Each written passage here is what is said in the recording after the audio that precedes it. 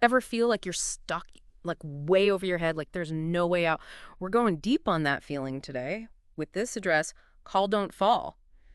It's about prayer, but with a twist. Oh, yeah. Elder Godoy starts strong, right? That image, call, don't fall, on a hospital room sign. It throws you off a bit at first, Right. right? But then he flips it, makes it about any struggle, not just like literally falling. Yeah, it's when you're tempted to just give up, to fall apart. That's when he's saying, make the call, reach out. And he illustrates it with his wedding day. Talk about pressure. Oh, man, total chaos. Strike messes everything up, wedding's off. Suddenly they're scrambling, ending up in this tiny town. Like a whole movie plot. And every step, bam, another roadblock, each one worse than the last. But here's the thing. Every time, they pray. And not just casual prayer, right? They're pouring their hearts out, scared, looking for answers. Like, who expects needing a temple recommend to be the crisis? Right. That detail got me too. And it's not just praying, it's them acting on it, like trusting something will happen. Exactly. That's what's key. People think prayer is passive, but they were hustling for solutions while they prayed. Makes you wonder about that last hurdle, that secretary. Total coincidence, she was the only one who could help. That's his whole point, those small town moments. Yeah. When it seems impossible and your faith is really tested. Like, maybe those coincidences aren't. Makes you rethink things, huh? Mm. But how does this call don't fall actually work day to day? That's where his 5 steps come in. It's not just praying when things are bad, it's making it your default. Don't wait to be falling to make the call. Like that line's always open, not just a 911 kind of thing. And he's specific, right? Make God the first option, be sincere, but then actually do something about it. Exactly. Yeah. And be okay if the timing's not what you want, but while you're waiting, keep moving forward. It's not sitting back passively, it's faith, but with effort too. That whole effort part, that's Yeah. what gets me. It's not like, oh, I prayed, now I just sit around for a miracle. Right. Like, it's not magic, it's more like empowerment, Yeah. You're still in the game making choices, but with this, like, backup, you're not alone in it. Totally. Yeah. It's trusting that when you make that call, the guidance as it's there, even if you don't see the whole roadmap yet. Reminds me of that hymn, Elder Godoy brings it up. Ere you left your room this morning, did you think to pray? Like, don't wait for the crisis, make it routine. That constant connection, yeah.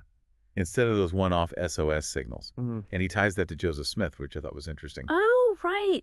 Even Joseph Smith, with all he went through, still had doubts and turned to prayer. Yeah, even when he was lost, unsure, he still reached out.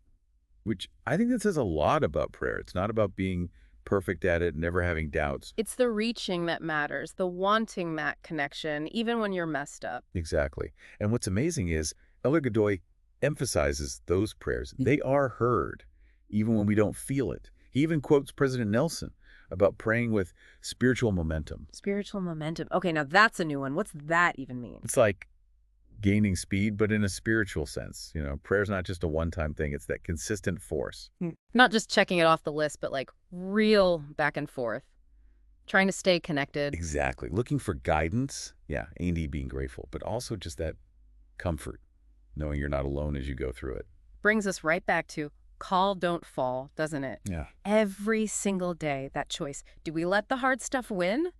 Or do we reach out, make that call, trust we'll find the strength? And that's what he's urging us to do, to be active.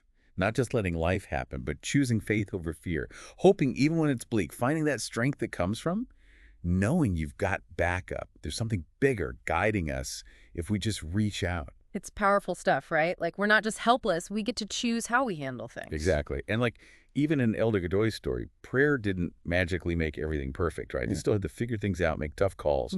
Right. It wasn't easy all of a sudden. It was more like they could handle it, you know? Yeah, that's the point. Like, trusting that when you reach out, things will work towards a solution, even if we don't see how right then. It's like that saying about accepting what you can't change, but having the guts to change what you can and knowing which is which.